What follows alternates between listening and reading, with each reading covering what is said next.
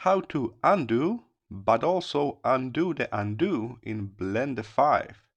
So here I am. If I want to undo, I can head to Edit, and I will see the undo as the first option here. There's also a shortcut, Command-Z, or Ctrl+Z on Windows. But how can we now go back? Head to the same menu, and you will notice there's something like Undo History. I managed to go all the way back to step number 4. If I want to go back up, undo those undos, I can go back here to the top. Here it is.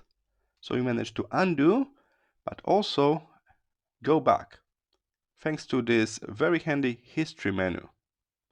So next time you undo too much, try that. So again, the shortcut, Command-Z or Command-Z for quick undo.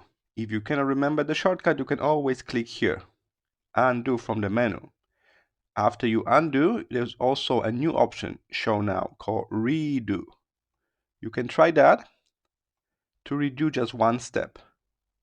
But if you want to redo multiple steps, check where are you on this history list.